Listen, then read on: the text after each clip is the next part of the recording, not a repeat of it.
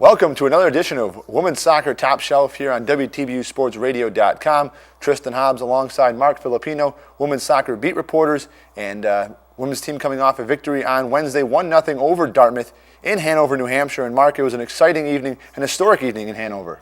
Definitely exciting, Tristan. We saw one of the best victories in Terrier history, their 200th program victory.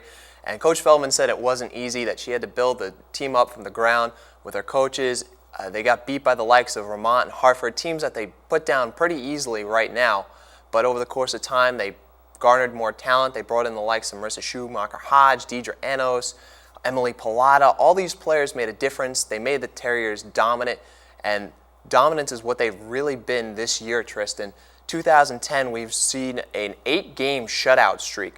Could you talk about the keys to what made this streak possible? Well, the biggest key is possession, Mark. It's just been an unbelievable streak for this Terriers team. 8 straight shutouts, as you mentioned, 8 straight wins. The shutout streak spanning 738 minutes and 2 seconds.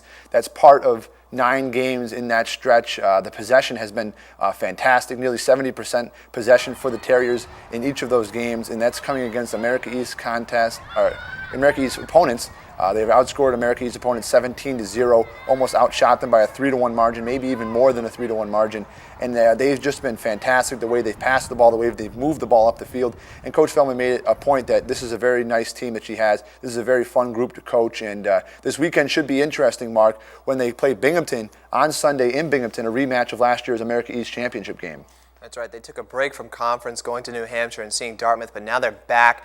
Binghamton is not as easy as Hartford or Vermont. They're not going to beat them 7-0. Binghamton 2-2-1 in the conference. Last place in goals, but their defense has been pretty stellar throughout the course of the year.